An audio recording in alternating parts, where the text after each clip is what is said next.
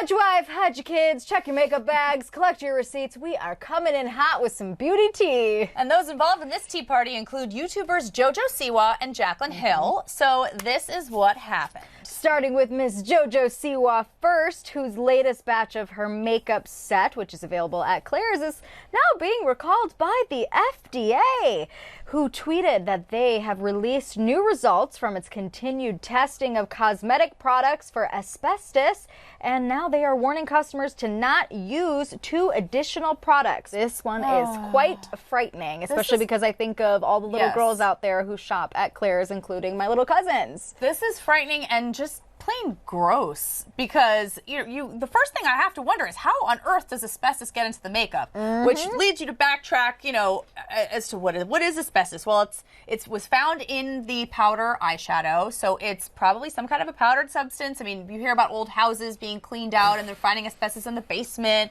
It's obviously very dangerous, so it's somehow in the air of this factory where the products are being created. It's getting into the makeup and it's making it all the way here. So, and it's not supposed to enter your bloodstream through makeup on your skin. It just...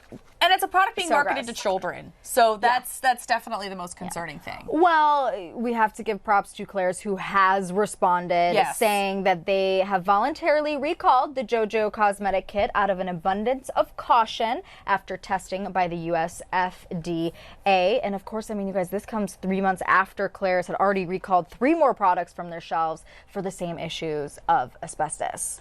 It's pretty scary. It's very scary. It's pretty scary, It sounds so guys. gross. It sounds so gross. Oh. Speaking of gross, this is probably the grossest story of the week, but YouTuber Jaclyn Hill came out finally with her much-anticipated lipstick collection, which was a series of nude lipsticks, and it immediately sold out, and upon arriving to the fans who were lucky enough to get it, they noticed a lot of inconsistencies with the quality of the product. So there was some pretty nasty pictures that were tweeted on Instagram from fans showing some kind of hair follicles, pilling, the lipsticks crumbling, crumbly beads and things inside the product. The pictures really speak for themselves, and this one beauty YouTuber was doing these hyper close-ups of the product that just shows quite how icky it is, which led a lot of people to think that come up with all sorts of conspiracy theories about whether the product was sitting on the shelves for a long time. Honestly, the bigger part... Oh, this is my favorite / grossest clip where she's pulling the actual fiber out of the product. So Jaclyn tweeted about this after a couple days of controversy, saying, if any of you are receiving lipsticks like this, please know that this is not hair. My factory used brand new white gloves to do quality control. They shed all over the product. So she's saying they switched to rubber gloves and they're not going to have this problem again, but it's icky enough that it really has me thinking about the kinds of facilities that a lot of these brands are using, because YouTubers, celebrities, anybody who's not naturally in the beauty community, you're not a beauty line. You're not MAC coming out with a new product. I was going to say, there's a reason why we don't see Laura Mercier having these problems. Dior. Yes. Good point. My point is, I think that they are trying to capitalize on their fame and their success, and it's so fast, and their fans are so hungry for product that they're probably rushing the process. Right. Fashion and beauty, they're 2 products that take a long time to develop. Yeah. Especially beauty. You have to get the formulation right, the color right, the packaging right. And there's clearly, so many things. Even the gloves that you use in your factory, I don't know what's worse, hair or follicles from gloves. That's plastic, I'm assuming. Yes. I mean, so much of it is crazy. And, after a couple days of the internet going nuts with this, Jaclyn's team finally reached out with a statement saying the response to the launch of Jaclyn Cosmetics has been incredible. Of the incredible volume of orders that were placed at the launch, we believe less than half of 1% of orders were impacted by compromised product. So, their argument is that so many brands have this type of issue, but the fact is that so little amount of people receiving the product are affected by it.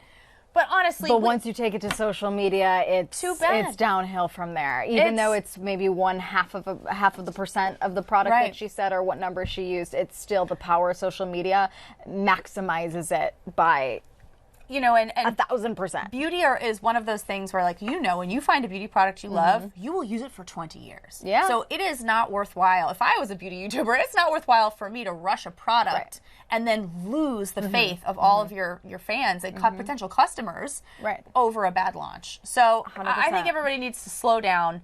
and really, be investing their time and money and making sure that they're using the right factories. Because at the end of the day, that's got to be what it's coming down to. It's not like she's making them in her garage. Right, exactly. I mean, it's like I look at those products though, and like a lot of just between the fibers and the hairs, all of that, and the fact that a lot of the products look expired too, which is something that you have to watch out for too now. That really was the first thing everybody thought. They thought all these things were sitting on the shelf and they must be expired. And we were talking about this, a lot of beauty products, and I only recently found out about this. There's a label. I was today years old when I found out. There is a label on every beauty product that shows you exactly how many months you have to use it from the day that you open it. It's on the back. It looks like this. It's like this little jar with an open, and it says 12 and an M, indicating how many months you have to use this product from the time you break the seal and actually use it. So go into your vanities right now. The emoji and that's like the mind blown? That's me right now. Yes. I honestly had no idea. I always thought, I don't keep products for more than a year after opening them, but it goes to show, if you know that you're only going to use something maybe once and then you're not going to pick it back up for a couple months or something, don't break the seal. Right. Use it up. It's not just drinking. Don't break the seal. That is when they cut me off. Okay, all right, you guys. Whether it is Jojo Siwa's contaminated products or Jaclyn Hill's fuzzy line, let us know your guys' thoughts on how these products were handled, especially if you have actually purchased them using the hashtag ETStyleFeed. Let us know.